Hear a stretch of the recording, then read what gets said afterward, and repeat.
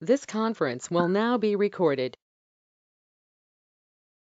Is everybody seeing the screen there?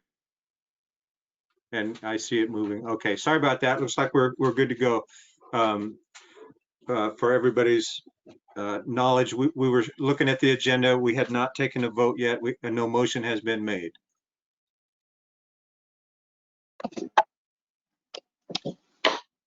So I'll move to approve the agenda for the June 10th, 2020 regular meeting of the Tenino Planning Commission as presented. I'll second.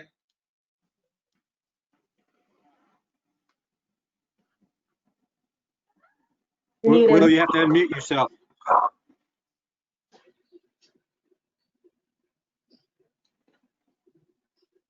Sorry about that. All those in favor? Aye. Aye. Okay, motion carries. Let's take a look at the minutes from the March 11th meeting.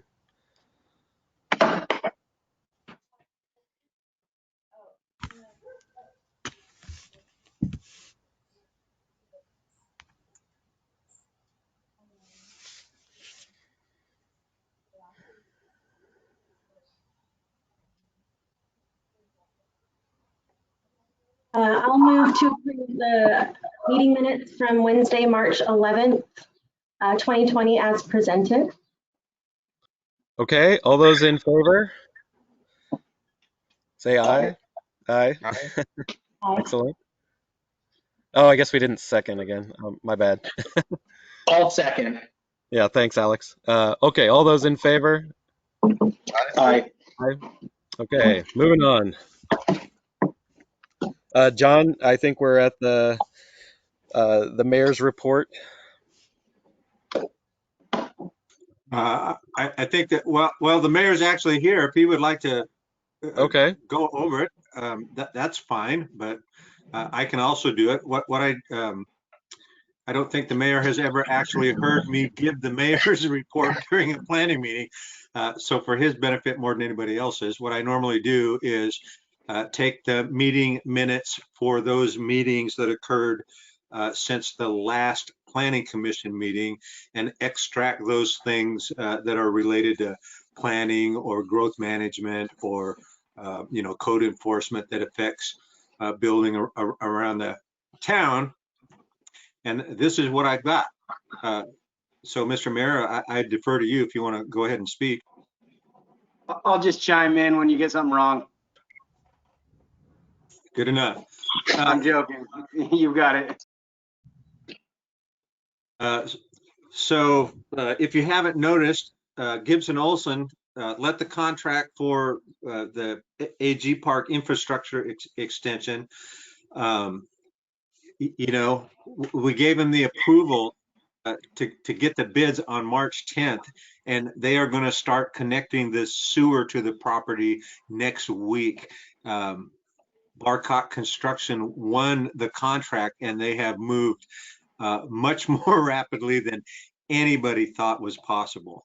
And they're doing a good job. They're using good quality materials. We're getting good reports back from both the engineer and our director of public works that the work's being done to standard. They're going so fast laying the pipe that the engineers don't think they can have the site plan ready to draw the service lines down farther onto the property after they're done with extending the mains out there. So we're really pleased with that. The City Council authorized an amendment to the state of work, scope of work for the Quarry House renovation. What's going on there is that the engineer went out and found an architect. The architect drew up the plan. The plan was approved by the City Council, and now we're ready to start work. Rather than have a full-time employee manage that contract, we're having our engineer manage that contract, just as they're managing the Ag Park infrastructure extension. And the process is kind of stalled at the moment because it's not the kind of activity that we're supposed to be undertaking. And the engineer is still grappling with the issue of how to best connect the joist posts to their footing underneath the building. So that still has to be addressed. Jessica Reeves Rush, back in March had obtained the grant funding. She's actually in process of applying those grant funds to some projects now. She's going to contract with the same lady and manufacturer that put our interpretive signs together up there for the Veterans Wall, and put some of those around the museum. So we're going to start seeing some really nice improvements at the museum very soon. And then, before school shut down, they got $38,000 in support of their programs, but now they have no way to spend it. Okay, March 13, our world came to a standstill. They canceled the second meeting in March. We were still trying to figure out how to do remote meetings and all that. However, the Caboose project, being an individual project, not an operation that's really being conducted by the city, he found a stove for it. He bought it, and on the April 14th meeting, the council authorized us to reimburse it. He also got 5 gallons of the particular kind of paint or coating that they use when they build rail cars, donated to us, and you can see the results are out there by the Public Works shop. He's got all that painting done. It looks really nice. As part of the COVID-19 response, we adopted an electronic signature policy that might actually come into play with members of the Planning Commission, because if we have to socialize a document that needs to be signed by anybody, we now have the legal authority to do that. And what we're talking about is a email that says sign. An email is acceptable with a signature attached. A photocopy of a document that has been signed, that's an electronic signature. And if we have to go that route, the resolution also talks about something like VeriSign or something like that, where it actually encrypts your signature and embeds it, and everybody knows, yay, verily, that's who sent it and signed it. Again, we canceled a council meeting. Because we canceled that one, we held a special one. That's when we amended our COVID-19 recovery grant. The meeting before that, we approved, or I should say, we suspended the facade improvement grant program in favor of a $5,000 donation to Tenino Food Bank Plus. So that was a very good thing. We amended the COVID-19 recovery grant program, and now we have 4 grant recipients. We had another one scheduled. They had made an appointment to come in this afternoon at 2 o'clock, but they didn't show up. I was hoping we'd get 2 grants already processed in June. We had, would you mind muting your microphones, please?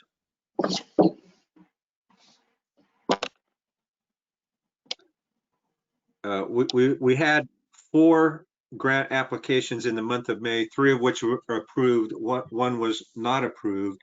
Of the 3 that were approved, 2 were for the full amount, and both of those recipients agreed, or I should say asked, to have some amount applied to their utility bill and the remainder in scrip.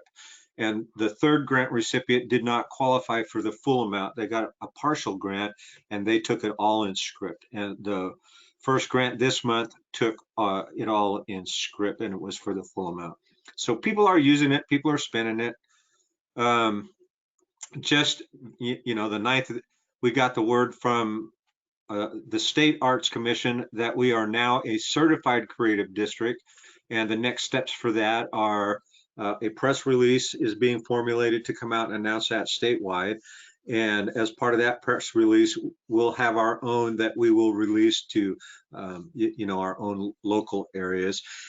And the grant, or I should say the designation, comes with a grant that we should be able to use. We're going to use it to fund George Sharp on behalf of the city to do some work for us. And there's another grant, and I briefed you guys on it, but we don't know the status of it, and that is that a special program was created by the State Arts Commission, where the Arts Commission was going to award a grant for an authorized project. And our project is like a pergo gazebo type structure there between the library and behind the library, and make it, try to incorporate it as part of the farmer's market. And then really to some, building things, you can see the Hidden Meadow development is taken off. We approved the final plat that was supposed to have been recorded today. Doug Bloom, the developer, had the documents and he was going to take them to the county to have them recorded. I didn't hear back from him. I assume that happened because he was doing it, moving heaven and earth to make that happen. And the reason that was so important to him is because the bank is not going to give him any more funding until that plat has been recorded. So now he can get the money to build all the houses, 7 of which have already been sold. And then also last night, we're applying for a climate change planning grant that leads into a conversation that I hope the mayor will talk to you about, that he had with Chair Rutherford a couple nights ago about opening a comp plan change window. So with that, Mr. Mayor, your follow-on comments. You've done an adequate job. Great job.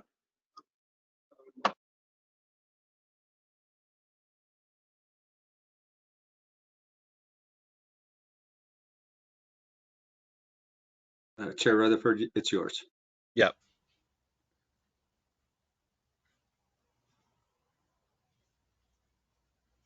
Sorry about that.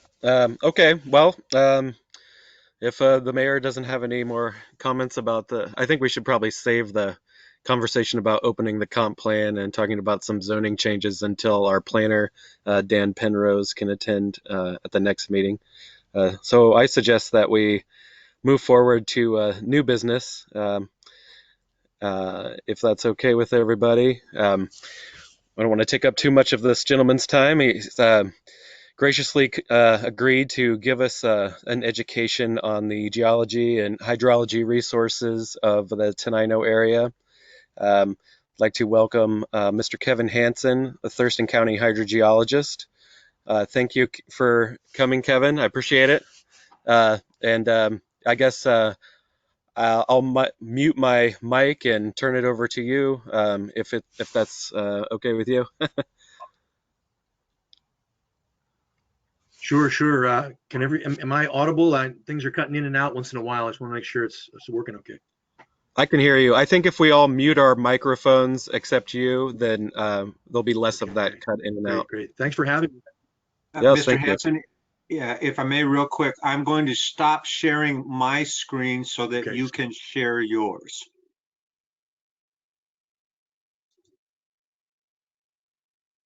Okay, thank you very much. So just to give a little bit of background, my name is Kevin Hansen. I'm a licensed hydrogeologist in the state of Washington with 38 years of experience, and I've been with Thurston County 4.5 years. And to give you some background, a lot of what you're about to see was material that we had to collect after the Supreme Court decision called the Hearst decision, which affected rural development and really put the pressure on the county to assess what we had. So I want to be able to show you a little bit of that. Let's see here. I'm going to try to share my screen. It says the organizer has to make me the presenter if I roll on that. Is there a way to do that, perhaps? I think the organizer is John. Is that you? I need to have a button lit up. It is, and I'm looking at all my options on the. So let's see here. I don't have a lot of control. Yeah. Let's see. Have you done that before, Kevin? Sure. I never have. Yeah. Not on GoToMeeting. We've been using a lot of different services lately. And this is one that I haven't used recently. View, who's talking, active cameras. No, that's who view. John, you must have more options than we Setting. do as the host, I would think. But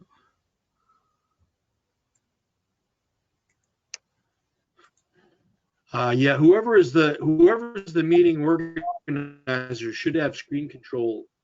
I mean, I can say it verbally, but it would be a lot more powerful if you could see it. Yeah, I would go ahead and, I'll let you know as soon as I can figure it out. I'm not seeing a way for me to make anyone else a presenter, but I'll continue to look. Okay. Okay. So, all right, to start from the beginning, the county operates a monitoring network countywide. We have a weather station in Tenino, and one in Grand Mound, and one in Rainier, and one down at Bloody Run. So with that, we see the weather. And right now we're in a fairly dry year. Despite the rain you're seeing right now, the rain is not helping recharge streams and aquifers very much because the plants are actually collecting most of that water. The plants are at the peak of the growth curve right now. So what we see is it's a pretty dry year, and Scatter Creek is relatively dry right now. There's not much flow in it. There's some pooling, ponding at various parts of the creek. And the important thing to know is that in our area, groundwater flows down, seeps slowly down through the soils, and then erupts in the base of the creek, so that better than 60, 70, 80% of the stream flow you see is actually groundwater that seeped out. So we're really dominated by groundwater. It's a huge deal. That's one reason why I have work here, is that Thurston County, the whole county is really dependent on groundwater. There aren't many people that drink surface water, a few, particularly Summit Lake, but not around Tenino. So if you look at the service areas for water supply in town, you see, the city of Tenino, and then you see some smaller water companies surrounding it. Most of the water companies in our area draw from the gravel in the basin, the long, narrow basin formed by glacial outwash. So as the glaciers melted, they carved the valley and then filled it up with gravel. And that gravel is what we see now as the aquifers that the city is able to draw from. Sorry about my dog there. So the city's main supply wells are in that gravel. It's very productive, but you're in essence in a walled valley, if you will, with Tenino sandstone primarily forming the walls of that valley. So the city's wells are sort of encased in this walled basin. So let's see I plan to show you some things here. The sourcing of that is all of the valleys that lead down into the city of Tenino. So the Kevin, valley, heading up. It just said on my computer that you're allowed to be a presenter now. So something might have changed. Oh, great. Yeah, it did. Okay, so I hit the share button here. Waiting for people to see my screen, and let's see if I can select the screen to share. Okay, I'm sharing my screen. So what I'm going to do then is try to move this over, minimize a bunch of other things, and go to what you're about to see is on actually a remote computer back at the office. So okay, now it may take a moment for that to clear, but can everybody see kind of it looks like a piece of lumpy metal with the outline of the city?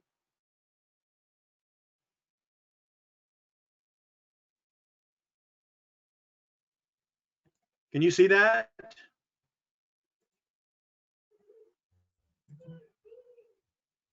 Yes. Hello. I guess everybody's muted. I'm just trying to check and see if everybody can see that. Can somebody just give me a heads up that that's coming through okay? Everybody can see it. We did.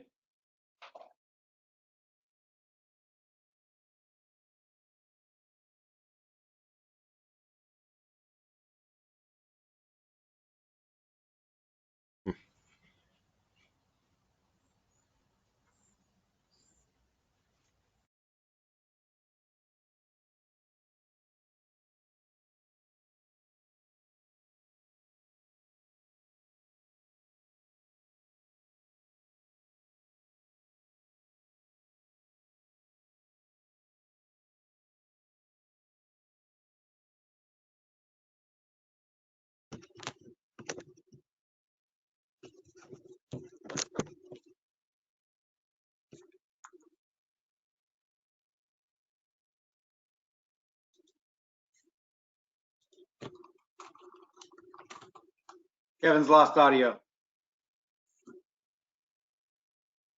No? Thought it was just me. Will, has he lost audio? I can't hear him. Kevin, we've got your screen, but we don't have audio.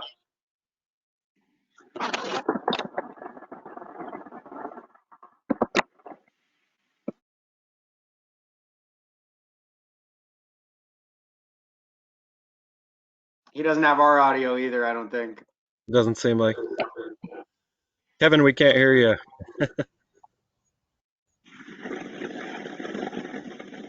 We can see everything, we just can't hear you.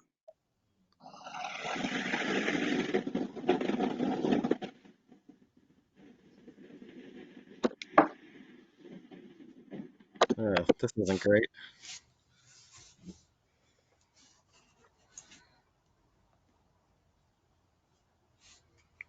Oh, this is unfortunate.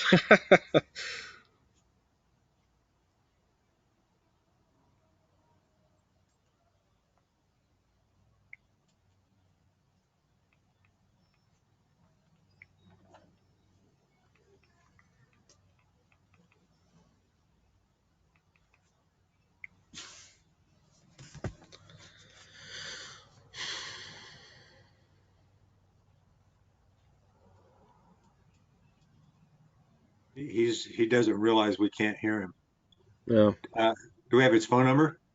I just emailed him. I have his phone number here.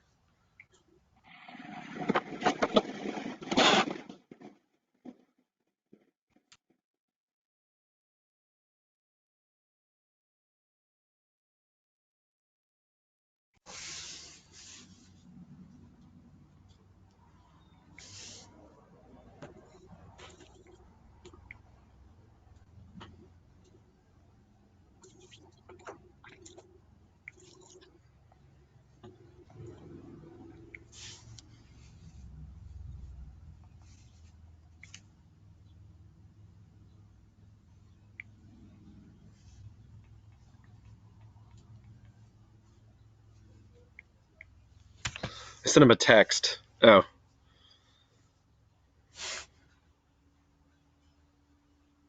I see his video dropped off. Oh.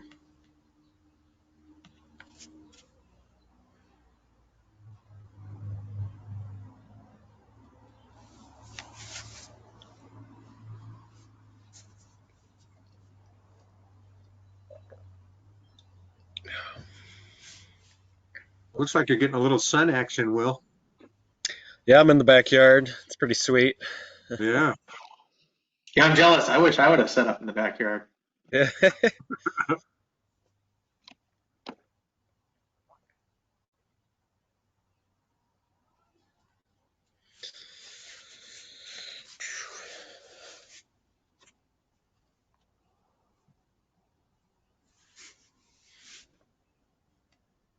Looks like technology giveth and technology taketh away. Do you think he's talking right now? I guess probably not. Huh? I I hope can still not. see it. Yeah, I know. It's Rana's fault. She knocked him off.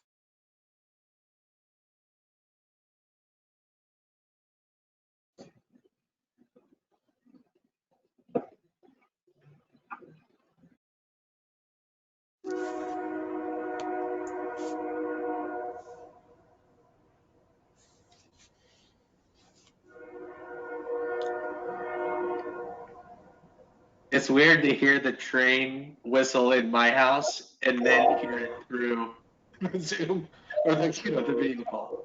I was just gonna say, It's like we're all so close, but we're not, but we are. Let's Yeah. all go to Hey. Will's house. Nice, Wayne. oh, I like that. That's creative. That was Jen Sharver's idea. Did I spell everything right? It looks to me like he's going to try to sign back in. He popped off or stopped sharing his screen, one or the other.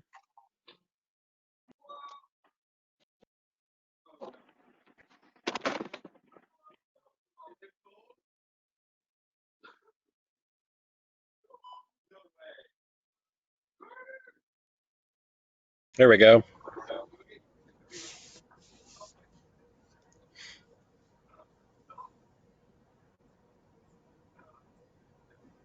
I'll probably have to make him presenter again, so I'll go do that. Okay.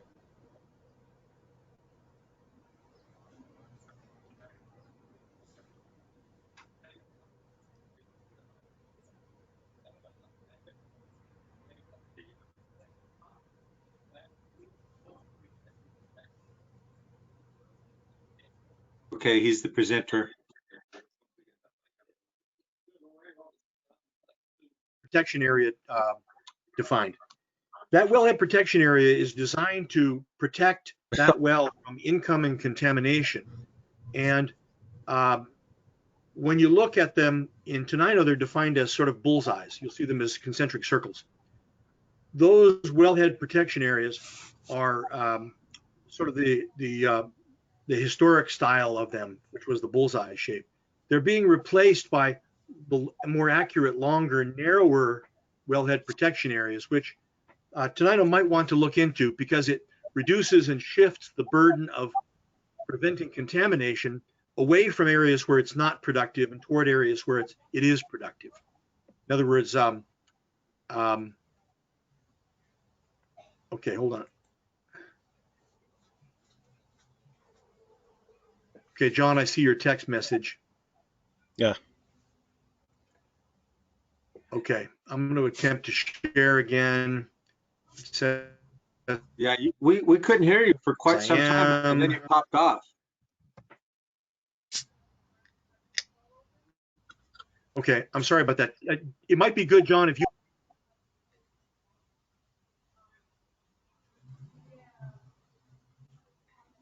Uh-oh. I'd be willing to bet that he's that topo thing that he's showing us as a bandwidth hog, and you know, for whatever reason, the program just doesn't like it.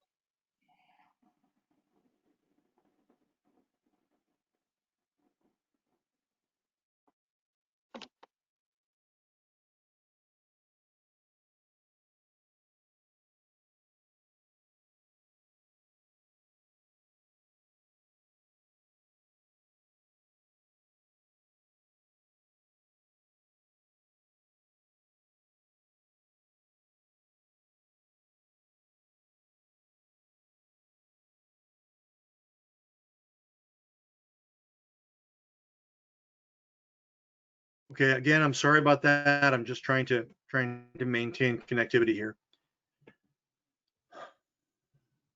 All right. John, I'm not going to attempt to present this stuff on screen. It's just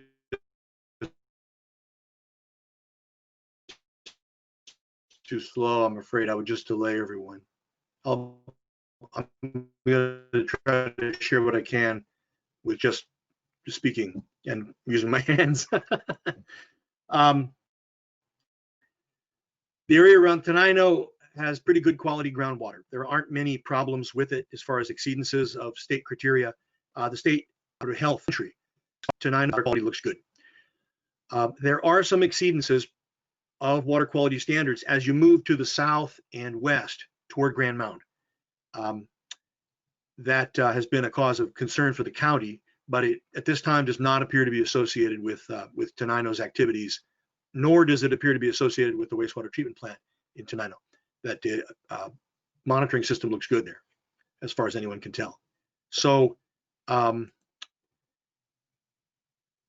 the county has maintained for a long time, because, okay, let me back up for a second. In my work, we have to find where the water comes in and where the water goes out of the hydrologic system. So finding where the water goes in is pretty easy for me. It's mostly rainfall, and then it flows laterally through the aquifer. Then we tap it at a well, or it seeps out at a stream. We use it, and then it seeps back into the aquifer. So the mapping of sources of recharge is important for me. Septic systems are an important source of recharge. It's putting the water from homes back into the aquifer and recharging it. the county has maintained for a long time records on septic system locations. We do the permitting for it. So we mapped those, and I had hoped to show you a map of the septic system locations. I don't know the status. Actually, I had a question for you all at some point about what the status is of septic to sewer conversions in the city. Apparently, at this time, it's showing on our records quite a few septic systems within the city limits, which is pretty commonplace. Olympia, Lacey, Tumwater all have many septic systems inside the city limits. But I know there was a big effort to connect people to the wastewater system and bring some of that water back into the aquifer at the plant, which is one of the sort of mass balance effects that you get when you look at groundwater systems. You may know that stream flow in Scatter Creek is less than ecology wants it to be. Scatter Creek has been closed to new water rights permits since 1950. So for almost 70 years, you couldn't get a water right for surface water withdrawal from the creek. And in fact, ecology is not encouraging, it's not easy to get water rights at all in the valley nor in Tenino. So that the city's municipal water rights are a big, big deal. And ecology, you may have heard this, but ecology issued about twice as many water rights statewide as there was real water. It was really very troubling. So they've been trying to claw back those excess permits for a long time.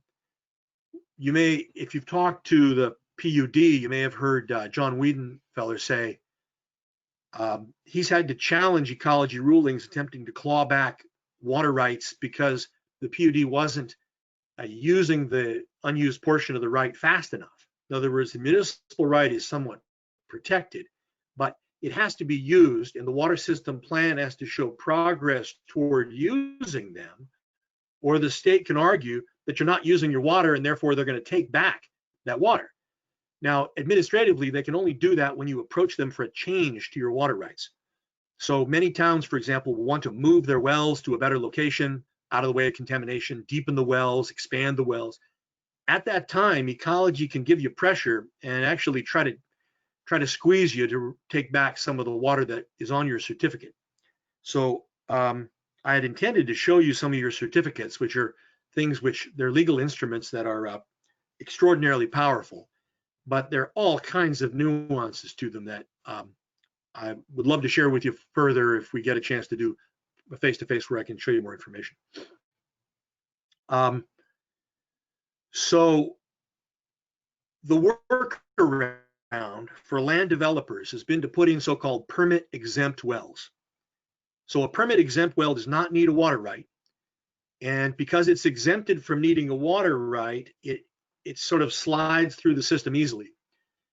The Washington State Supreme Court ruled that all of the permit exempt wells together pump enough water to diminish water supplies for others sufficiently that GMA entities like the county need to come up with a way to put some water back in the ground to compensate for the consumption of the permit exempt wells. So me, like many people in counties around the state, have been trying to find projects to put water back into the ground. And those are called water offset projects or mitigation projects. But there are a few around Tenino that I don't have ready to show you tonight. I'm sorry for that, but you should be able to see it as part of the review process in the future. Can everybody raise your hand? Can you hear me okay? Am I talking too fast or too loud? Is it coming through all right? Okay, good. So this business of do we have enough water is on everybody's mind. Number one, the Scatter Creek Basin is closed. Number two, we have to put water back into the ground if we use it for consumption. Number three, people who do hold permits are being squeezed. So in terms of planning, do we have enough water is actually a really important question to consider, particularly when you're looking at your growth forecasting and looking at your water rights and asking the question, do we have enough in water rights to grow into as we annex, as we build into our UGA, as we permit new growth and development? A lot of folks are looking at either efficiency or capturing more wintertime flow when we have excess and attempting to store that either in the aquifer or in tanks over to the summertime when it can supply folks. So it's It's on everybody's mind, even in Western Washington where we thought we had enough rainfall. So keep that on deck as a thought. Oh, and we know we're not meeting stream flows in Scatter Creek, so there's quite a bit of pressure to restore stream flows. Now that's tricky. A stream uses a lot of water. In other words, it drains out from the system an enormous amount of water over the course of the year. Now, Scatter Creek does not typically have a lot of flow in the summertime in the last few years. You'll notice that up on the hillsides where the rock is tighter and less permeable, tighter being my jargon for it, there is flowing water, but that as soon as that stream flow comes down to the gravel in the base of the valley, it soaks in and you don't get much flow in Scatter Creek thereafter until you get way down by James Road, or at this time of year, James Road itself is almost dry.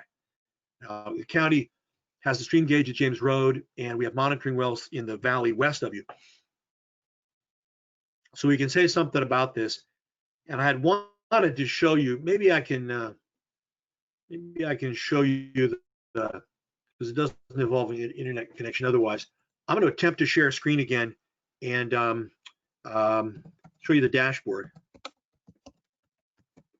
We maintain a dashboard of water information for everyone in the county. Let's see if I can pull it up now. In addition, it'd be nice to show you.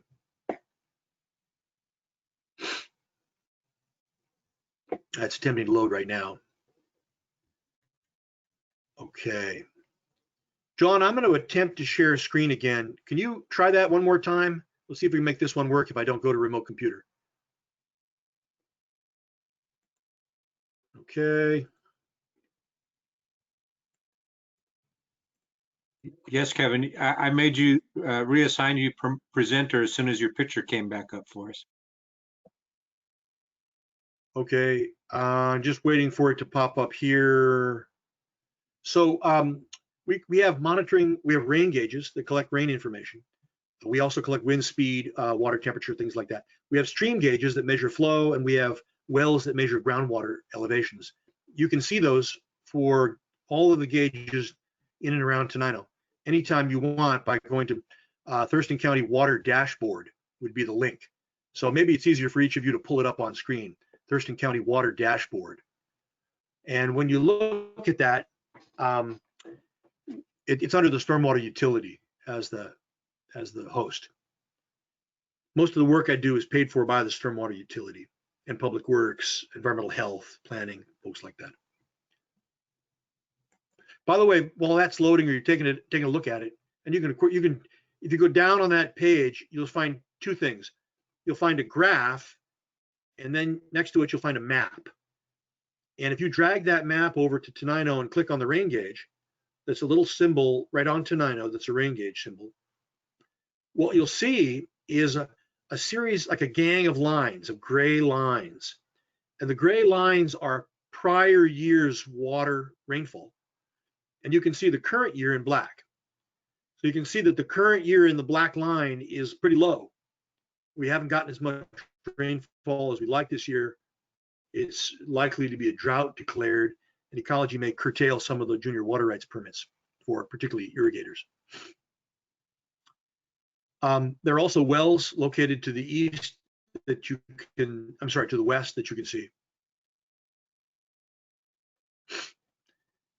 Okay, so that's an important resource. I think as far as the information you need, the resources that you have at your fingertips every day would be the Thurston County Water Dashboard, the Department of Health Sentry database to look at water quality and groundwater being pumped from the system. That's called Sentry, S-E-N-T-R-Y, that's Department of Health. And then there's a system called Paris. Now, Paris is run by Ecology, and Paris watches wastewater discharges. So you can see wastewater coming out of the plant in the discharge monitoring reports. So that looks at water when it arrives, flows through the system, and then flows out as wastewater. The last system would be the Ecology Water Rights Explorer, or the Water Resources Explorer. The Water Resources Explorer at Ecology will tell you about your own water rights. And if you click on your wells, up will pop the certificate list for your wells, and you can take a look at how much water you have. Might be a good exercise to check those water rights against the growth forecasting for the town and just see if the water system plan is building into those rights, and what kind of rights are still available, and at current usage rates, how many years of certificated water does the town have? And Will, that's the kind of thing that, you know, you can do a quick forecast, or you can get a consultant to do it, but it's a pretty valuable exercise to look at the build out rate, because what you realize is the water is actually finite, and that's a hard one. It is actually a zero-sum game unless we put more water back into the aquifer. Now, this is the reason why people build big water storage projects. And you look at a valley, the reason why Los Angeles, Seattle, New York City bought the entire upper watersheds feeding their water systems was that they wanted some protection. Oh, good. Yeah, there it is. They wanted some protection that they, the entity, the city itself, controlled their water supply. So if when you look at your water rights and you're concerned about that number, understand that you have options. They may be expensive, but you can actually create more water by storing the winter water flow and then using it for supply. It's one of the options going forward.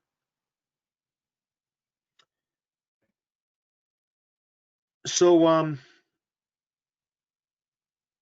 had so much stuff to show you that was cool, but we'll wait for another day on that.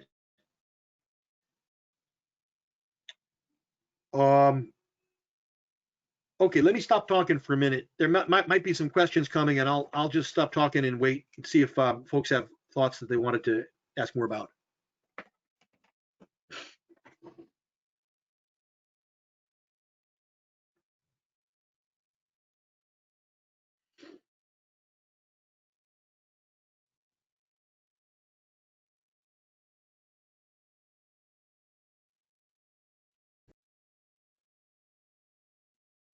Kevin, Corey Mounts here. Hey, you mentioned some of the projects that they're doing to kind of divert winter water. Is there places that we can look at what those projects might look like, or can you talk to that at all?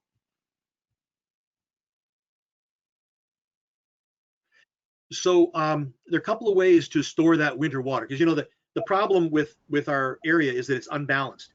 We have lots and lots of winter flow, but we don't have enough summer flow.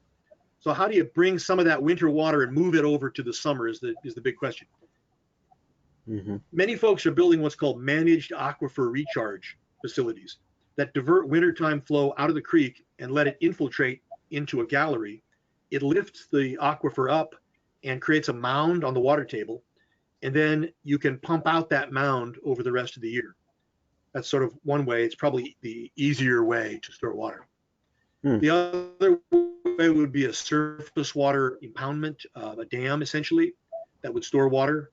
Those projects tend to be pretty controversial, but nonetheless, one, I guess when you look at your water rights, Corey, just imagine if you forecast demand growth over time, looking at your certificated water, how many years do you have left? And imagine, it can take 10, 20 years to build a big public works project to expand water supplies. People do all kinds of things, like they create connector pipes. For example, if you were to build a connector pipe down to the Grand Mound system and hook up to that, you could share water or buy water from another municipality. And I'm being pretty speculative here when I say these kinds of things, because it could be that Tenino was set for a long, long time. I haven't looked, so I don't know. I wouldn't say we're set for a long time. We have some ideas, but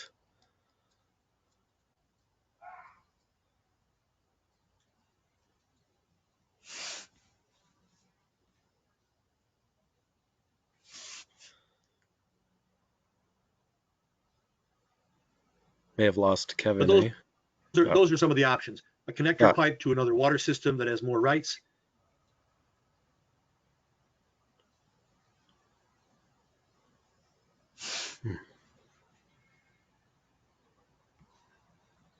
John. Yeah, Kevin, your video signal was moving in and out on us, and it's I'm not hearing anything. I don't know if anybody else can. Okay, I it heard some says, bits. it says I'm reconnected. It says I'm reconnected. I don't know if you can hear me. Yes. Will, you had a question? Can you hear me? I do have a question. So you were saying if you could connect a pipe down to Grand Mound, that's the county. The county has a public water system that serves that area. Is that right? And they have a lot of water rights. Is that what you're saying?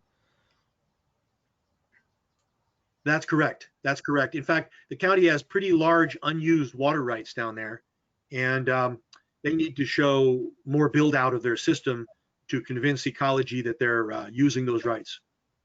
Ah, interesting. Yeah. Hmm.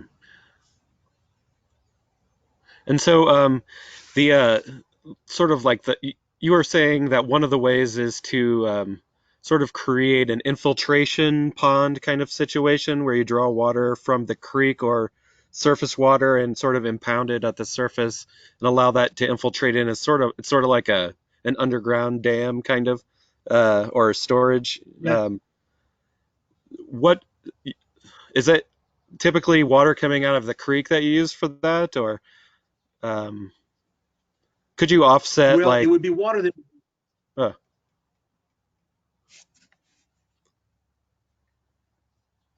Sorry. I Yeah, didn't quite. you'd want to try to find. Sorry, you want to try to find excess water. Mostly that's in the wintertime when there's excess, and Mhm. try to store that.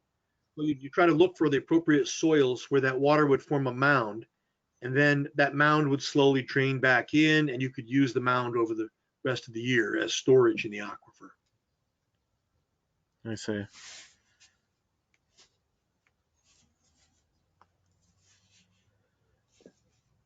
So how does that work with water rights? Are you able to pull that water out that you've?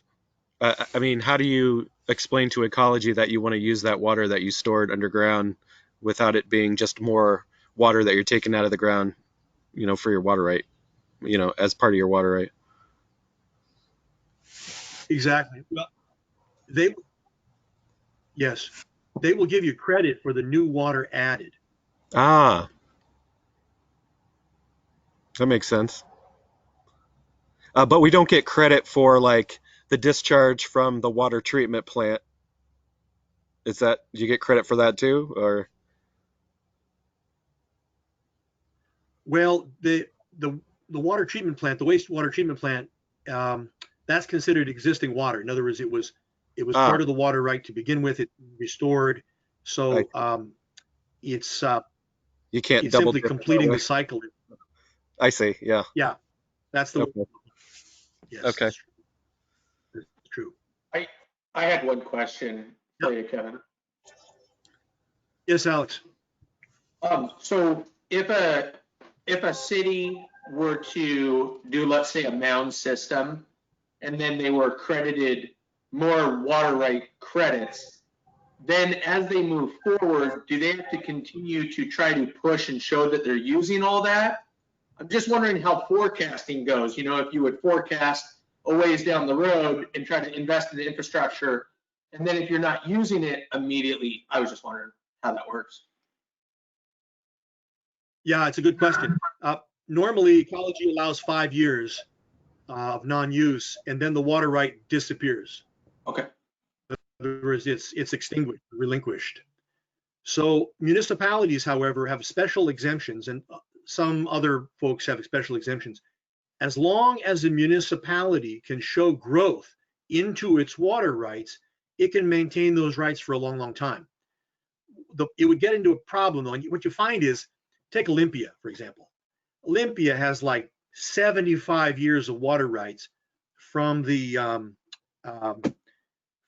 McAllister Springs water right that they transferred, and they're now pumping groundwater that was equivalent to that McAllister Springs pumping. So they have to show that they're steadily eating into that water right over time in order to maintain it.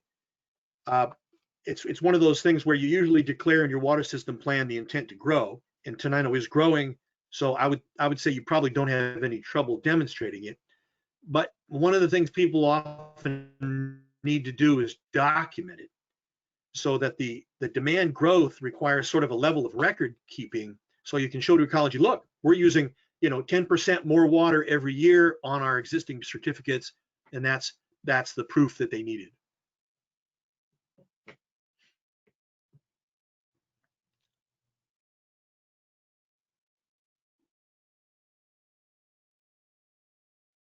Aaron, Veronica, Jen, Wayne, any, John? Well, I was pondering what you said about, having to demonstrate that you're using your rights or you relinquish them. The holder for the vast majority of the water rights in West Tenino, how could we push that? How do we know? Because he has an incredible quantity of water that he commands, that he's been holding development hostage with. So if we were to come in and prove that he has not in fact been using some quantity of that, could we force that issue?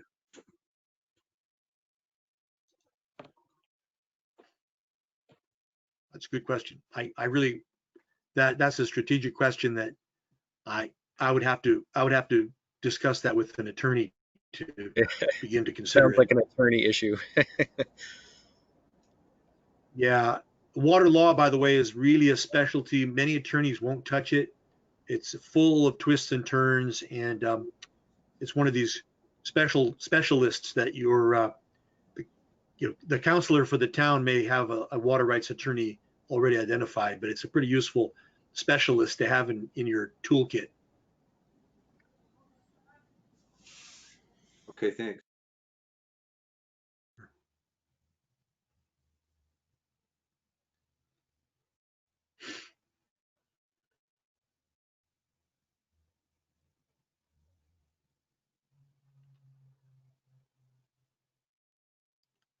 By the way, just before I forget, there aren't many people that have that right to build into water rights over the long term. Municipalities are the exception. Towns are given a long time to build into their rights, but most other folks, 5 years and it's gone. And if they're not actually using it, it's gone. So in the case of someone who's just sitting on it, if they're not showing development of their water, they may not have what they think they have. That's what I've always thought It's really about, very interesting. actually. Yeah. Yeah, I hadn't really, thought about it in terms of, like you mentioned, a strategic lever, but I'm trying to recall off the top of my head. I have it on the computer at work, so I don't have access to it at the moment, but I have a copy of his water rights, and I'm telling you, I honestly don't see how he could have used even a third of what he holds the rights to on the property he's been using, because all he's been doing is husbanding llamas, and his llama population has been decreasing over the past 5 years. Well, is this the Alpacas of America parcel? Well, yeah, it's a number of parcels, but yes, the single owner of all those parcels is who holds the rights. I see. Okay. Well, there's a process called a report of examination where someone that has a special certificate called a certified water rights examiner. Certified water rights examiner will come in and assess the reality. They're supposed to be an objective witness. They'll produce a report, and ecology will use that report as the basis of assessing the amount of water that's available. And that's usually the first step in a purchase or rental situation where you're trying to determine whether you should buy or rent water, which is quite possible. Water rights holders can rent or lease water to others if it's within their certificate. Well, we certainly believe that that is in fact his strategy. A great deal of West Tenino would already be either developed or underdeveloped or under development if he had been willing to relinquish sufficient rights to ensure that a sufficient quantity of water for those developments. But because he has until now been unwilling to relinquish those rights, it's effectively stopped development on however many acres he holds, and it's a tremendous amount. There's a special exemption. There are 4 exemptions from permits in Washington State. One is single domestic use. Another is stock watering. And if the person being discussed is watering their animals with it, they may be exempt from need for water rights. Another is small commercial, and the fourth is a certain level of industrial. Does not require a water right per se. Now, some of them have certificates anyway, but this is a place where I would talk to a water rights attorney about any of the details on that. Well, it may be if there's a stock watering exemption, but I would argue that that's on the other end of the spectrum. Yes, he's watering his stock, but I'm not a scientist. I don't know this for a fact. I'm not an animal husbandry man, but if you're using it to water your stock, then you still aren't using the right to the full extent that it could be used, and therefore some of it should be made available for others.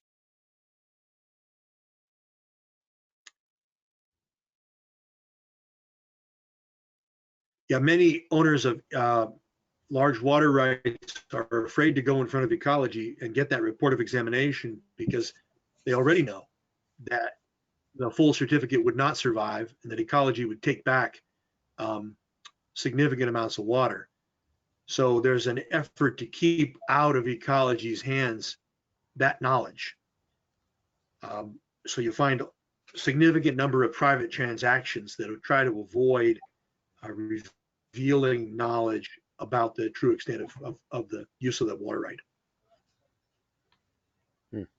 Well, we're back to a water rights specialist attorney then. So I guess that's just the way it is. Yeah. So ecology never comes to investigate use or anything like that until you go to make a transaction. Is that right? The legislature has really hemmed them in to prevent them from doing enforcement of existing rights. They do very little enforcement. Most of the enforcement they do is, in fact, one owner ratting out another owner, which is unfortunate, but that's usually how they get people taking more water. It's usually why a water master is appointed for a dry area, say the central and eastern parts of Washington State. We'll have a water master that specifically does that kind of enforcement. Ecology probably won't do it. You can't. If an entity believes they've been impaired by somebody else's withdrawal, they can challenge, but the burden of proof lies on the person making the claim of impairment. So if someone says, hey, my creek is dry, someone then has to say, oh, well, you have to prove that somebody else removed the water and impaired you. So it's a pretty high standard.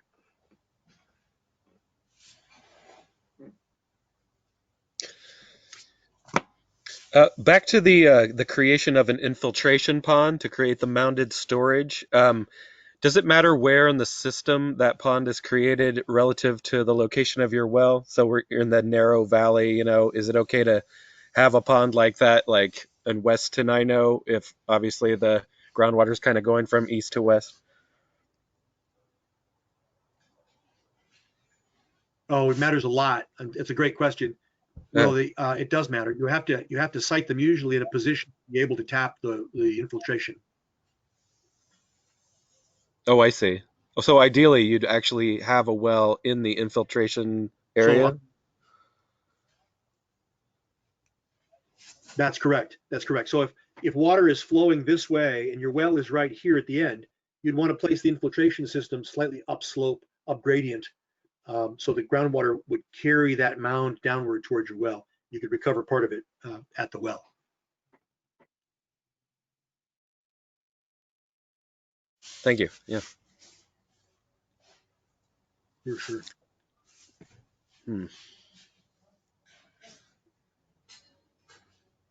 Aaron, Jen, Veronica, I feel like I've left you out.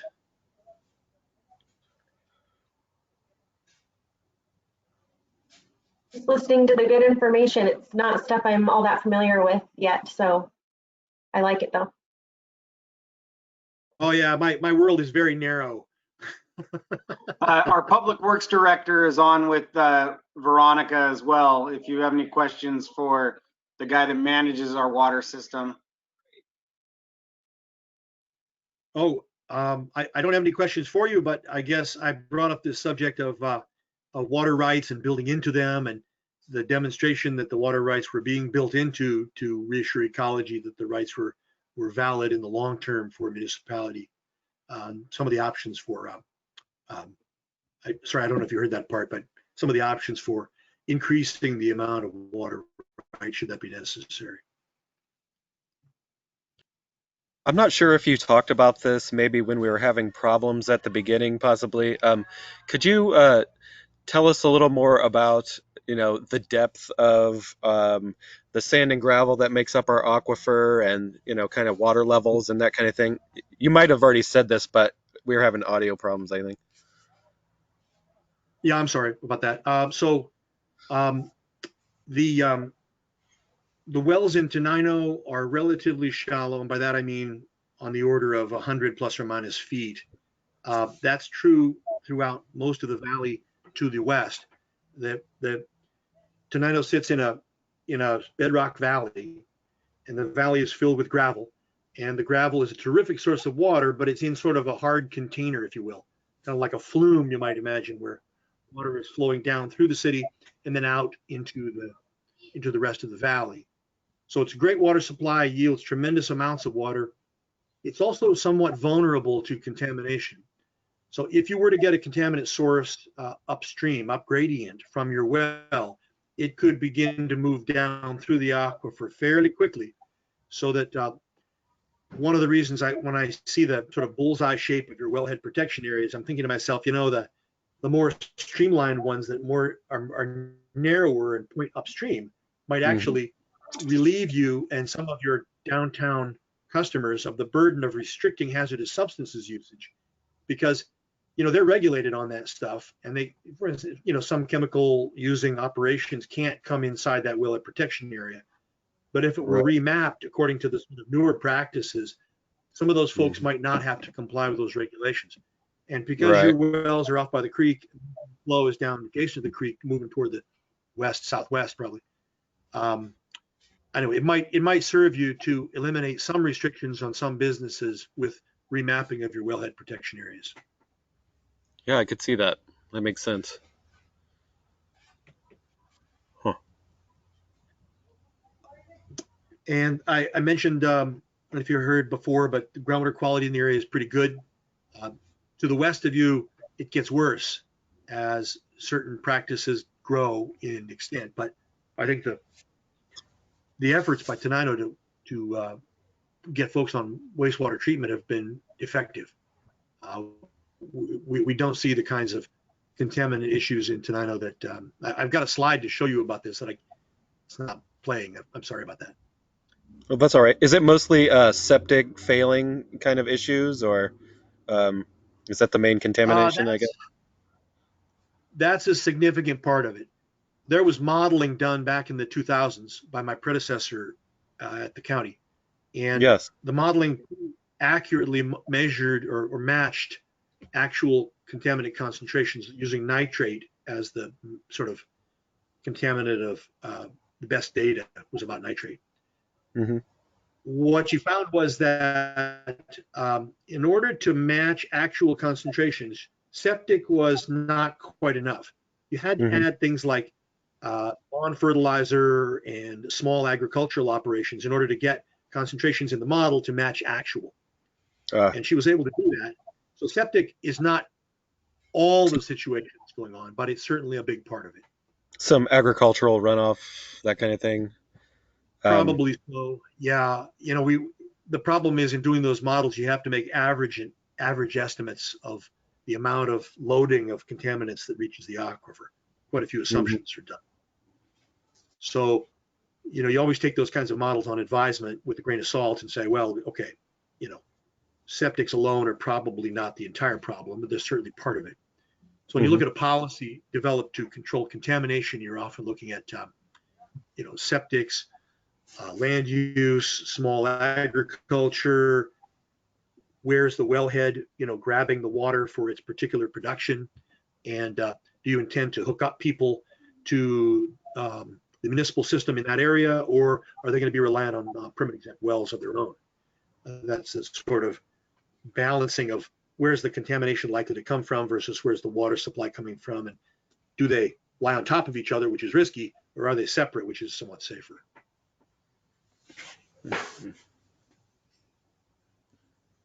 By the way, we have modeling of the entire area that we had to build for the Hearst decision.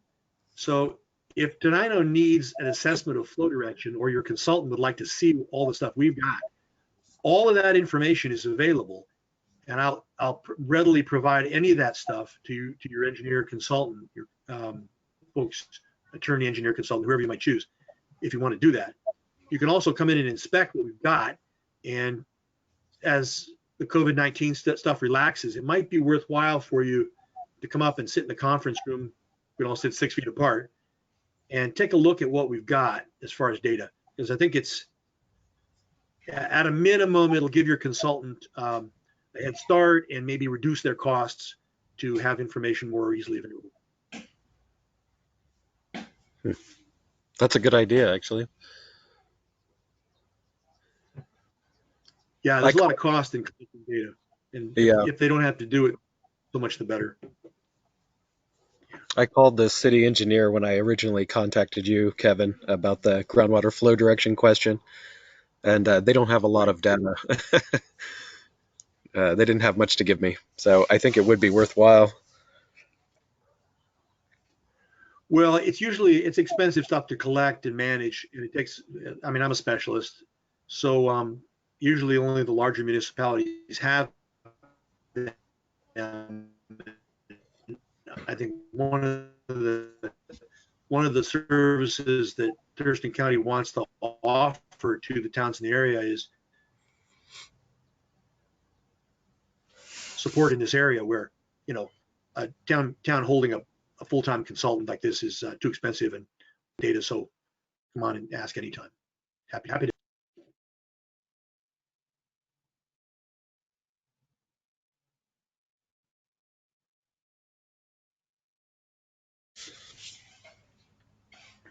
Do we have some more questions?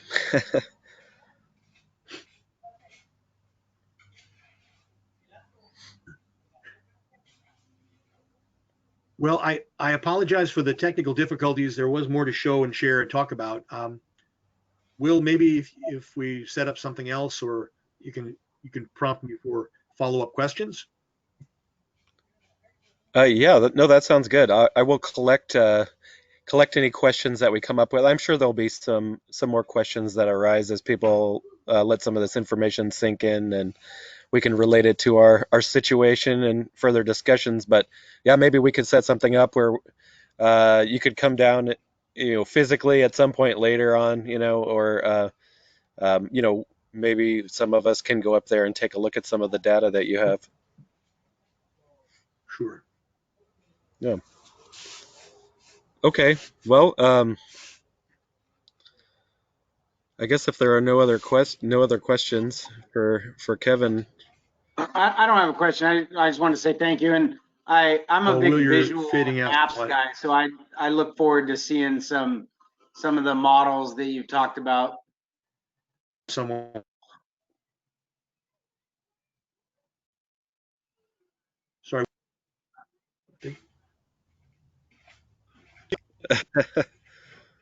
Okay.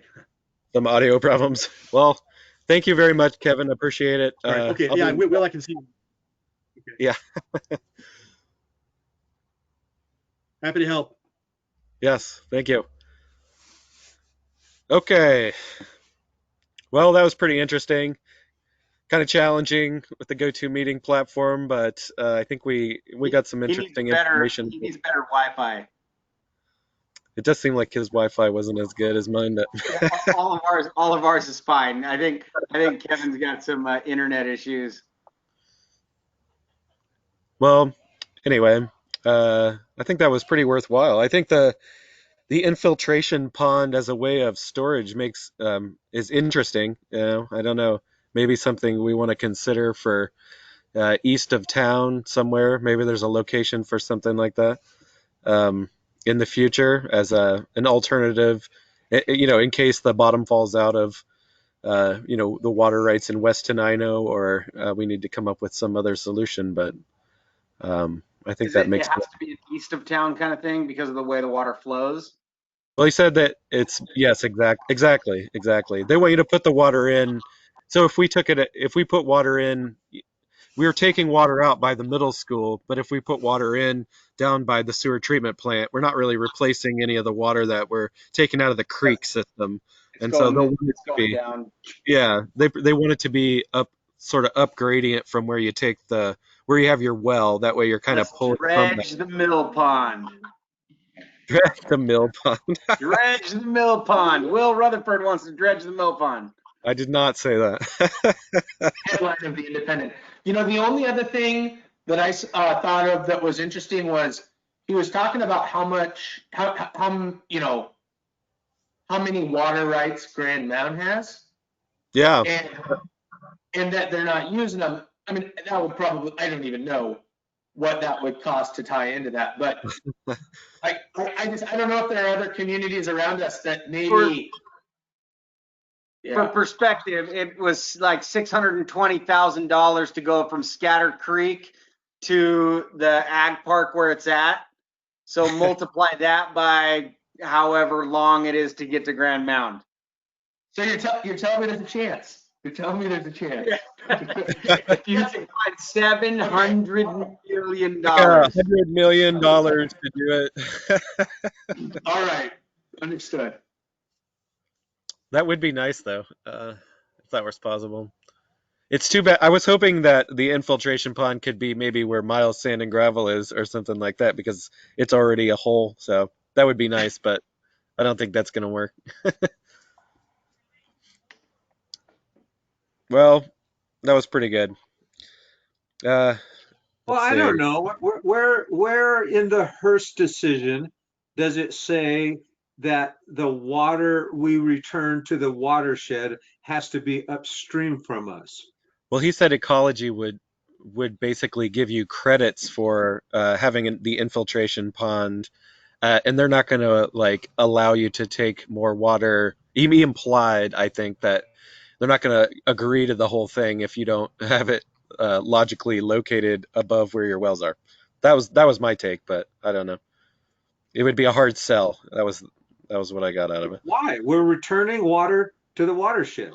But the idea is to protect in-stream flows, and the way he described the creek, we're like in a bathtub of rocks with sort of a creek that's more or less fed by groundwater flow to a certain extent. And so if we pull more water out where our wells are, there's going to be less water in the system until you get all the way down by the water treatment plant. So there'll be even less water in the stream than, and we won't have replaced it. That's the idea.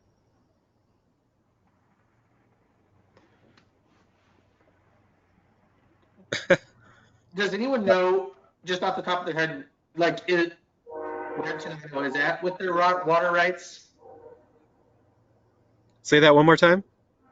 Does anyone know where Tenino currently is at with their water rights? Is this we're looking at it maybe 10, 15, 20, 30 years down the road? I just don't know. We do have that information available. It all depends on development and growth. Yeah. If nothing happens, we're fine. But if we bring in, this, that, or the other thing, it's all dependent. Okay. We have water now, but using the last time we looked at that information, we were going to be deficient in available water based on growth projections by like 2030, like not that far away. I think it was like Yeah. 2028 or something. But we did do some repairs to some leaks that I think saved us some amount of money a few years back. But basically, we need to. We're in desperate need to identify water rights when we're doing our, planning 20 years out. Like we better come up with something, basically pretty relatively soon, I think. So Soon is relative. You guys you and the mayor have already talked about opening a comp plan change window. The information that Alex is wondering about exists. It's in the copy of the comp plan that I gave each one of you. It's measured in terms of ERUs, equivalent residential units. And right now, if you were to go look in the comp plan, I want to say 415. The city has 415 unused ERUs. Well, 30 of them are going to get attached to Hidden Meadows, right? Mm-hmm. So now we're down to what, 375? What I'm saying is you're absolutely correct. And oh, by the way, what you suggest doing dovetails very nicely with one of the things to consider during a comp plan change when you open that window.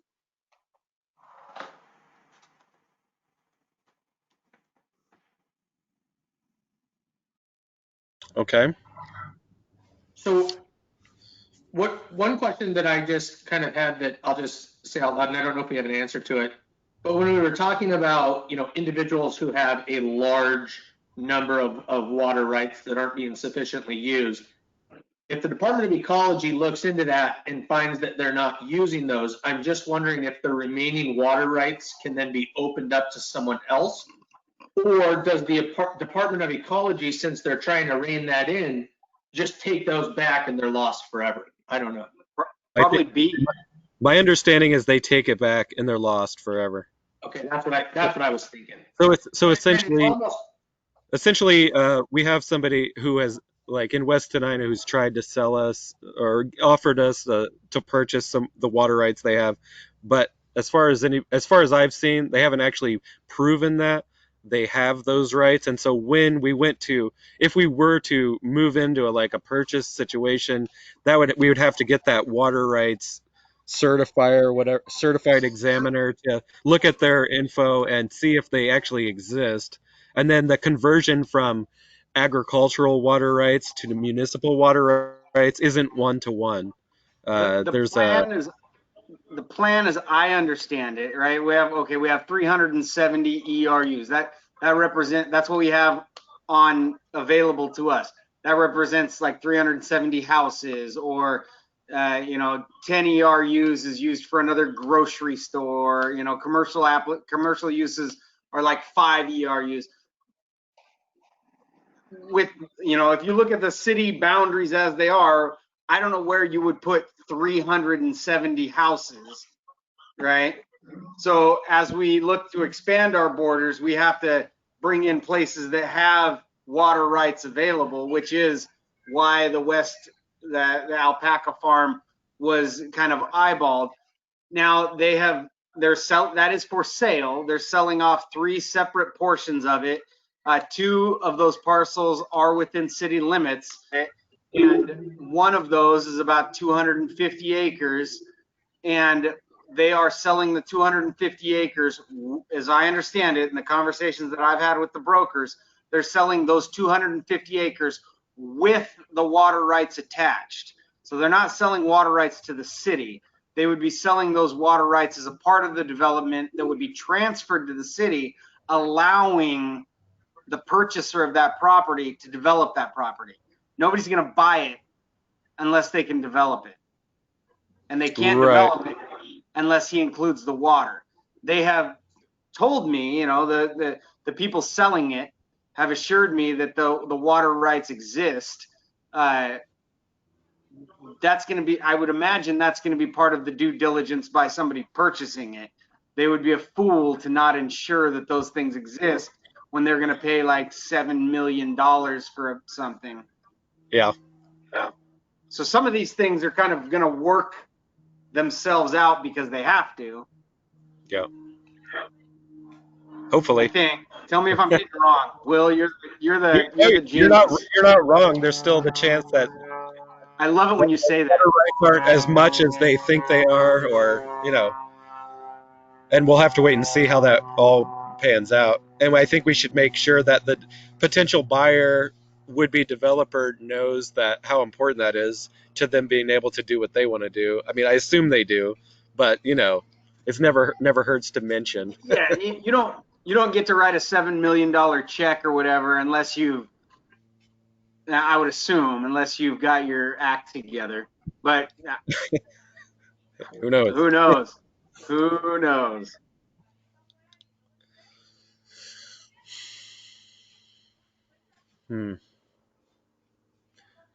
I guess we could always sink a well on the west side of town, and that would allow us to do infiltration in the Miles Sand and Gravel lot and have a second well that's downstream. Yeah, Troy's been after us to get another well drilled sooner rather than later, but Yeah. As far as the location of it, I don't recall him ever mentioning a specific location. It would Troy's make just sense sitting to there me. quietly. He could chime in at any moment. It would make sense to me that it not be, within 100 feet of the existing wellheads. Yeah, it shouldn't be in the same spot. That doesn't make sense. Because then you could lose all the wells at once.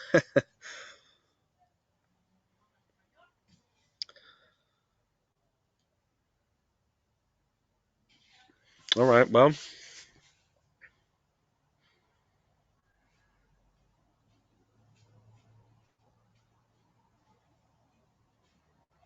What do you guys think?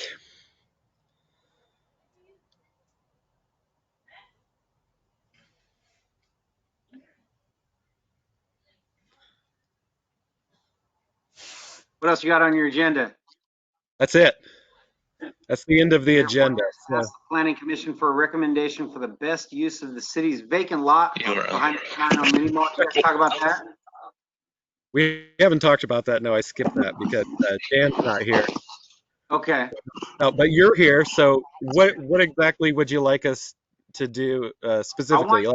I see what you're asking, but yeah, you and I have talked about it. You guys are yeah. I mentioned at our meeting in March, I think that we had talked about you wanting us to make a recommendation to the city. Some ideas were an apartment building with a commercial on the first floor. Maybe the city would sell the whole lot to a developer on the condition that they would build like a public use parking lot behind the building.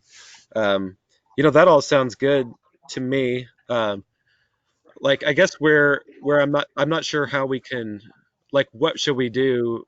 What's the recommendation that would get us there? I mean, we can't. I mean, you just want us to recommend that the city council approve a potential sale of that property under the condition that part of it's a public use parking lot. I mean, well, you use your planning powers and planning brains to brainstorm some creative ideas, kind of based on the concept that you and I talked about, and then put Dan Penrose to work, putting pen to paper and drawing up depictions that we can use to market the concept. Right. And then you guys come up with something cool and interesting that you think fits into kind of the vision, and then we bring that to the council and we say, hey, this is what the Planning Commission thinks. They've looked into it. These are, Dan has drawn up things or had his Yahoo's SCJ draw things up, and then we presented it as a concept. Is that zone commercial, right? It's not public because the city owns it. Is that correct? Well, it's probably public, semi-public. Good question. But That So, brings up the we would comp have to plan. include that. We would probably have to include that in our comp plan amendment that we were talking about Perhaps, doing. yeah. Which we could talk about as well. I was hoping Dan would be here. Yeah. So, because, I mean, we want to breach the subject of, let's see, is that, what do you got there? Is that John? What do you want? A bug gun? It looks like, keep going in. It is, yeah, is that commercial? Yes.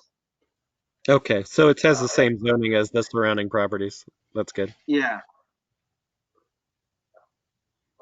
So yeah, come up with something conceptual that is complementary to the, the area around it. And so we want to talk about opening up the comp plan, opening up a window to make adjustments to the comp plan based on, look at this map and see if it's meeting the needs of the community. Some of the things that Will and I talked about that we are missing are multifamily zones. The multifamily is the orange spots on the map, if everybody can look at that.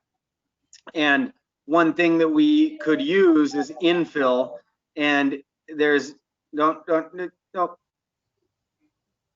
thing we could use is infill, and we're not going to, you can get that from multifamily. I don't think we're going to end up with multifamily, converting on the lots that it's at. A suggestion was made that we consider converting the area that is known as the Tenino Mobile Estates to multifamily. That way, kind of setting market conditions that would be conducive for the owners to phase out some of the mobile homes that are not hooked up to the sewer system. And as it, as it is becomes more cost beneficial to them to build, townhouses or some apartment complex, as the market kind of drives that, they would end up hooked up to the sewer system, which is what we need. Another area of consideration would be the intersection, if you want to zoom in on that, John, the intersection of Old Highway 99 and Houston Street.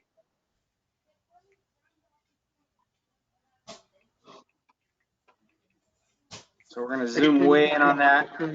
There's currently like 5 mobile homes there, I think. Yeah.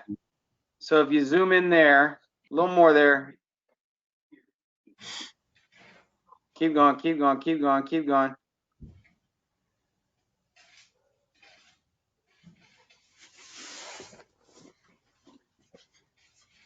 Yeah, right there. So if you look, there's that kind of beige color right above where the 99 is. And there's that weird little semicircle line. These are old remnants of weird things from time long ago where maybe there was like an access road to the quarry that's back there, or there was a, stop moving around, please. There was a railroad, easement. So there were things that went on there, maybe like a rail line to the quarry. And so it has left us with city property there that we, aren't using. There's property there that's zoned residential that you're not going to get residential on. If you were to look at the mirror side of it on the other side of the railroad tracks, we do kind of industrial to residential. What we want some considerations made for is rezoning this to be somewhat similar to the other side of the railroad tracks, where close to Old 99 would be commercial, industrial, and there are some businesses. There is a business in particular that is very interested in buying that. The Sandstone Distillery wants to put kind of their headquarters there, and then the city property being changed from residential to public, semi-public for maybe parking, and then the area where those trailers are is zoned residential, environmentally sensitive, and it may be an area that we would see those there's no more trailers coming in there. So it may not be, the kind of the market conditions for that property may not be good for the owner to own and keep trailers there. It may be better for like maybe a park or something like that next to the creek, kind of get the houses out of the creek because they're basically on top of it. So it could be a kind of a neat gateway area to the city. Another area of consideration is our UGA. Miles Sand and Gravel is interested in being annexed into our urban growth area. That would bring in, they are an industrial site, so the tax revenue would be good for us. And then as they use that land and reclaim it, it would be converted eventually to residential. And so that kind of that front area next to the green, they intend to dig that all up. That they said they're going to go through there and mine that all for gravel, and as they put it back, they would reclaim it to be like residential. So it might be good to consider putting that into the UGA as well. What else, John? That about covers it. Planner Penrose, one of his sing songs is infill housing, and I think our local, not contractors, but landowners who are inclined to do so, there's actually quite a bit of that type of thing going on already.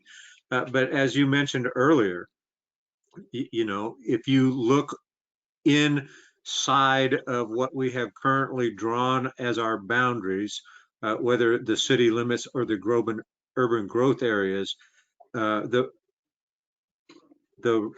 ratio of acquisition of new lands to existing infrastructure, if it got much greater than it currently is, there is no way the city could keep up with the maintenance. So we really have to ask ourselves really hard. We know we have to develop, we know we have to grow, but what is the right mix and what is the right strategy for Tenino, given our resource constraints? So one question I had, just kind of a follow-up, I think it was in our March meeting. We were talking about kind of ADUs and what Lacey, I think it was Lacey had done, where they'd come up with a certain number of, pre-designed and blueprinted plans. I've been working a little bit on that, getting some ideas, especially around town, of some different looks and stuff. Has anything come of that in the last couple months? Just touch.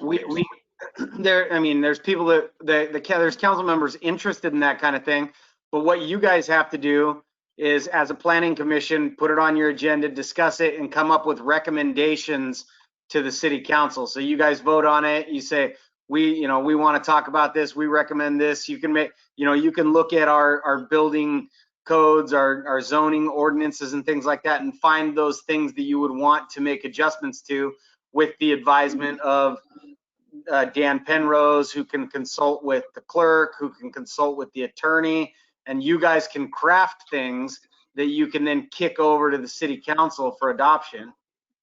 Cool.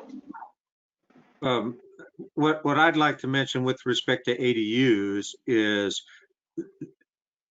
they're great for the folks that need living space. They're great for contractors. They're great for homeowners. They're not so great for quote unquote the city, because they will tap into existing sewer connections. That doesn't get us where we need to be. That ups our usage, but it doesn't up our ability to offset the operating costs. From that perspective, the city's much more receptive to adding additional properties, not adding additional use, if you follow that line of reasoning. So that wouldn't be a new connection to the sewer. You would just use your same grinder pump and everything. So the city doesn't benefit from that at all. Is that what you're saying? Right, because by definition, ADU, you know, an accessory dwelling unit, it's not a separate residence. It's not a separate tax parcel. It's not a separate anything. But you could also come up with a separate fee structure or something. If you have an ADU on your property, it costs, you know, you have to pay into the, you know, capital facilities thing, or there could be a separate way to structure the way those units are charged, right? You could say if you have an ADU, it's going to cost you this. I mean, that sounds reasonable. I don't know, you know, so what's the difference between that and if somebody wanted to remodel their existing house and add a restroom, right? Okay. You see the analogy there. Mm-hmm. I don't know. You're still going to be using the bathroom the same number of times, though. Right. Yeah, I mean, it's about intent. You know, if you are putting an ADU in and you're saying I am going to have an additional family living on this property, or I'm going to be renting this out as a vacation rental or to my uncle Larry, you know, if that is the intent, you know, they go through the permitting process saying that that's what they want. And then we say, okay, well, if that's what you're going to have on your property, then this is what it's going to cost you. I mean, that's valid. I mean, you know, everything's on the table. We're opening a comp plan change window, so let's talk about it.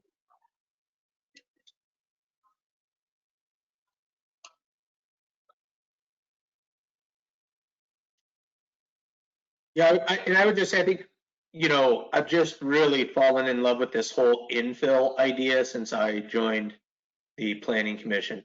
And so, you know, one of the things I think that just kind of struck me as we were talking about the ADUs was, and that's why it's really good to hear about kind of some of the pros and cons, but also just, you know, that whole diversity, allowing, you know, multiple different kind of levels of housing within the community, hopefully attracting, you know, people who might be more likely to, you know, spend their time here in town.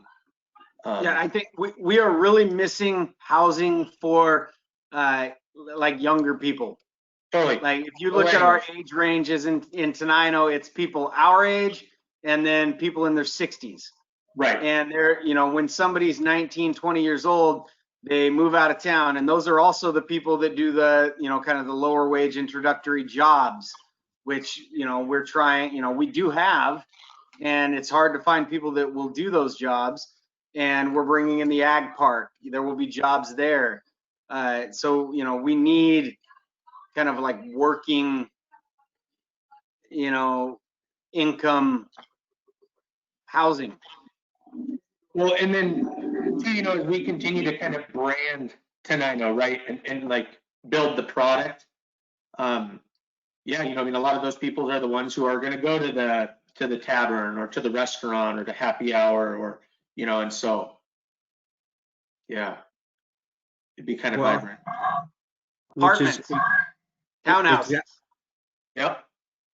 What you guys were discussing is exactly why we wanted to tie the creative district to the Planning Commission. You know, with respect to infill, you know, a more appropriate or a more beneficial or a more dense use of existing structures. I think, Alex, though, you know from personal and probably some bitter experience that, you know, renovating an existing structure in the city Tenino is probably not the most cost-effective venture in the world. I would say for the majority of the properties that are ripe for infill, the correct way to do it would be to start with a bulldozer. Right, and I've been thinking a lot about that too, you know, because as we continue to build and develop the product that is Tenino, right? I mean, a lot of, you know, we want to be careful on after, you know, I mean, first of all, you know, there are certain things you bulldoze you'll never get back, right? And then second of all, you can bulldoze something that is just maybe lived its life, but it's streaming with character. well, what goes in its place, right? Definitely we want something to go in its place that speaks to our product and to Tenino and, you know, the early 1900s that, again, brands this town to, you know, attract the people who really pride that and enjoy that. Well, I understand and appreciate that, but you know, there's this really strange thing that has happened in administrative America over the past 50 years called the building codes. And those existing structures, as charming as they may be, cannot be brought up to standard in accordance with all the codes in a cost-effective manner. Totally true. And I guess in that case, that's where, you know, that's where we just have certain things in process so that when they do rebuild, they're able to build something that's, you know, cost effective for them, that's a win, but then it's also, you know, has elements that we want, right? That still keep the kind of traditional DNA of Tenino.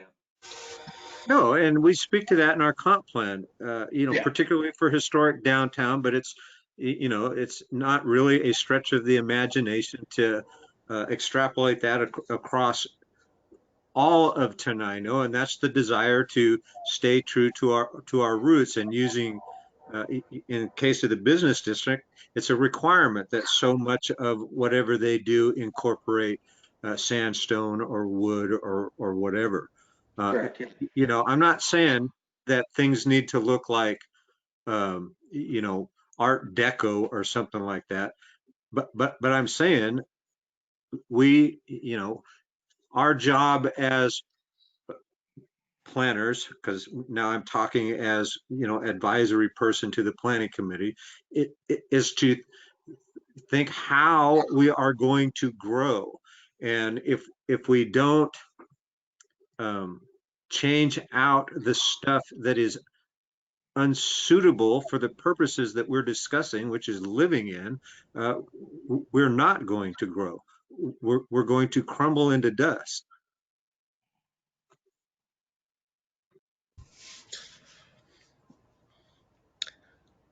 I assume that similar to the ADU concept that Lacey is putting forth, where they have some pre-approved plans and they make the permitting process streamlined, could we not do that with houses for infill purposes as well, and make the permitting a lot easier and have some pre-selected plans that meet the design specifications that Alex is talking about,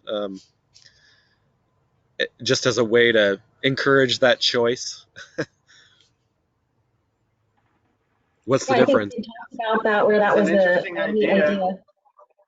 Like choose your own adventure with houses in Tenino. Well, no, we just have some pre-approved plans that meet the design standards that we want without making anybody do it, you know, similar to the Lacey thing, but like make it really easy to get it permitted. Like, oh, you want to build this house, here you go, here are the plans, you know, the permit fees are going to be reduced and it'll be easier and we'll get what we want. In terms of the branding of the product, I like the way you're talking about Tenino and those terms. That makes sense. So that might encourage. I mean, if you got, that's good. I like the idea that somebody could see a piece of vacant land and know how much it would cost to have them build a new house. Like if like it's all the homework's already done, and you can go, oh, well, here's a builder, and that's kind of cool. And it's going to have a level of character that you'd get in one of the historical homes that already are pre-existing, but everything's up to code and everybody's happy that way.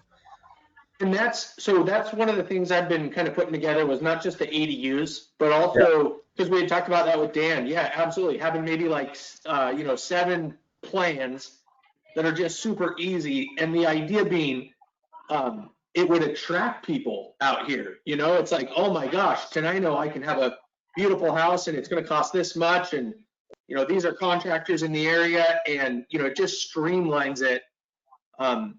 Especially making Tenino, I mean, we could advertise Tenino as the easiest place to build in Thurston County. I mean, I don't know, maybe we can't, but you know what I'm saying? Like, you know.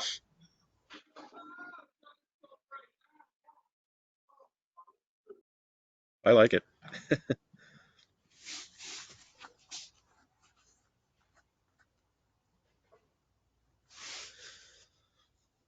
I have a Just don't make question them about weird like houses with like mansard roofs and things like that. What was that? I have a question about the kind of at the very beginning that we were talking about the vacant lot behind like the Sandstone Cafe and the Yeah. Chio Coffee Bistro. Uh-huh. So I'm just maybe asking kind of a silly question here, but one of the things that I think would be really great is if Tenino had some sort of lodging available for people to come and visit Tenino and have a place to stay. You know, we have the wedding venue, and it would be really great if, you know, there's a place for the wedding party or family to stay. But you don't want it to be too overwhelming because we probably wouldn't have a ton of people staying. Is there any thought or consideration, or is there any history as to why maybe we haven't had anything like that, or a bed and breakfast, or something like that along the way? Or could that be a possibility in that lot? Maybe like a McMiniman style where it has an old kind of pub, but then a few rooms up on the second story or something like that. It's just market demands, you know, and then somebody that has the money and the vision and then the ability to do something like that, and then actually have it make money and pay for itself. That's kind of where it's at. We need someone to buy the old piano store and the bar and knock out the wall between them and make it a restaurant and a bar, and then build an apartment. Oh, the Landmark Tavern. Buy the Landmark and the building, the old piano store that was next to it. I don't think I was here when it was the piano store. It's empty now. I think it's okay. Yeah, it's in between the Eagles and the bar. And then McMiniman's Quarry House. Build like a little hotel, a small hotel behind it. That would be nice. In the parking lot of the bar, perhaps. Yeah. No, I say we sell the park to McMiniman's. They turn the Quarry House into the office. They operate the Quarry pool, and we sock the heck out of them for B&O. I've written to them, and supposedly they won't leave I-5 anymore. Oh yeah, that's their new MO. Is they will not leave I-5. I think they define when the French Cafe was for sale, the old brothel out on what is it, Waldrick Road? Yeah. Yeah, I wrote to them to try to. It was for sale for nothing. To try to get them to buy that, because that would have been perfect, and that was like right up their alley. And they supposedly just don't care about anything that's not directly on I-5.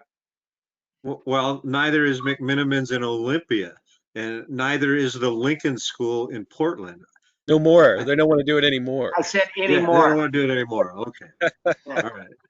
The Spar is right off I-5.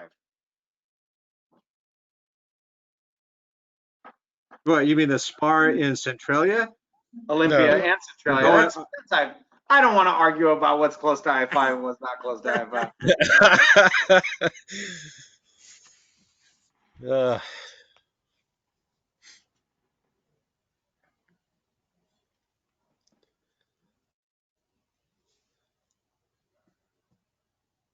Well, I didn't lose you guys, did I? no. Nope. Oh, Nope. okay. Is that what you want me to, what do you want to see? Windows? First 10 windows have been built for the caboose. Oh, He's 10 making windows. them all Oh. custom. This guy is insane. Yeah, look at that. Do you have a picture of what the caboose looks like right now? No, that's the windows. I know. Do you have a picture of what the caboose looks like? It's down to the frame. Oh, there's nothing left. Yeah, no, it's in parts, and I he's thought got John all mentioned parts. that they had painted something. I don't know. What's I- that? I thought John mentioned that they had painted something. I don't know. Oh, he painted the frame. He sandblasted The it frame. down and painted the frame. Oh, I see. Oh, I see. Okay. But he has taken everything down to parts, and it's like categorized, and like it's like a crime scene, and everything's gonna get put back together. Hopefully. I think that was a good choice. by him to take it apart.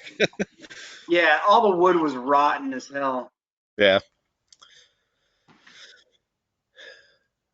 Worst All right. thing is Well, when you take something apart and put it back together and you have one bolt left over. So, Where's this one bolt go? yeah, it looks fine.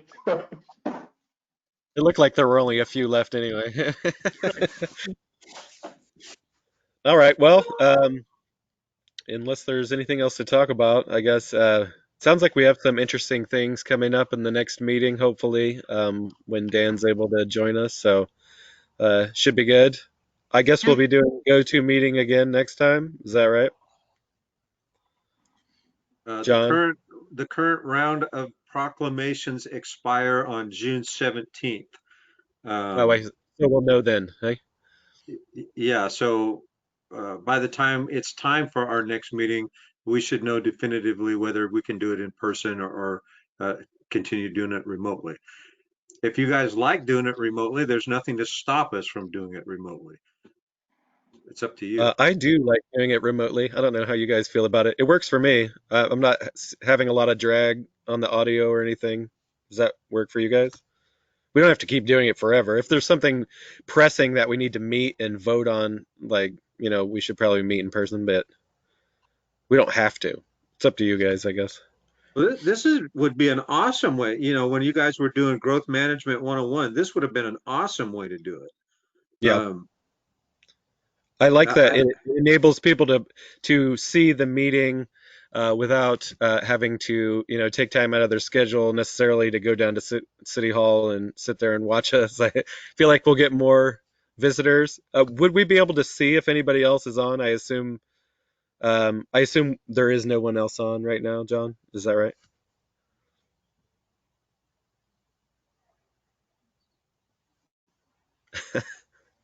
Anybody that's on shows up as initials. So you even might not know who they are. Even the public will show up though as initials. Correct. Yeah. Okay. All right. Well, maybe we should. If we were to continue doing go to meeting, maybe we should try and get more people to, watch Planning we can TV. get the word out. There's different. We can use different methods of doing it. I think as we work toward opening the comp plan window, with any comp plan change, there's public hearings and all that kind of stuff. Yep. We generate the interest beforehand and put the things out that you're going to consider. When you use the word growth around here, people come out of the woodworks.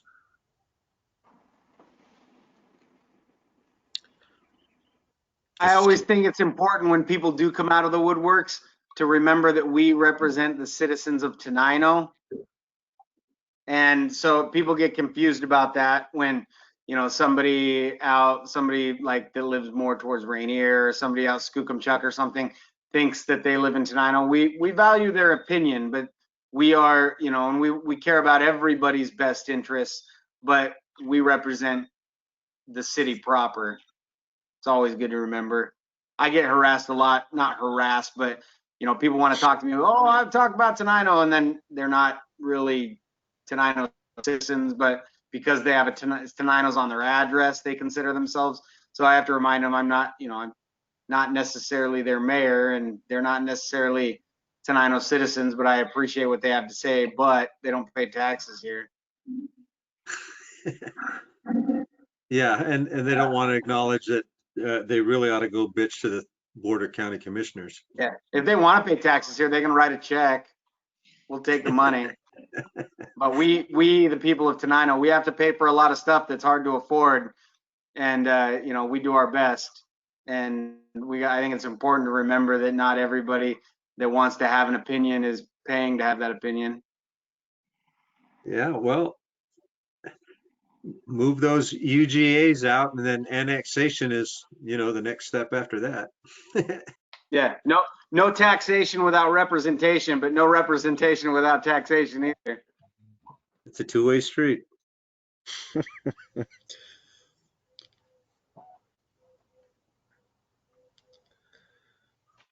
Okay. Well, no, I think it's what you said before, though. It's the folks that live on Offit Lake perceive that the mayor and city council of Tenino have influence there.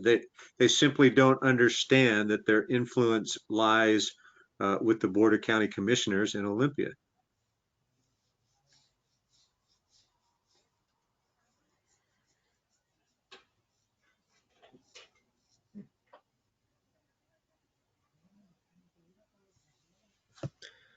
Okay. Well, I'm going to let everybody go now. Going to end the Thanks, meeting. everybody. It was great Thank seeing you. everybody. We'll meet next week. Maybe doing the go-to meeting sounds good to me, but we can decide as a group if you want before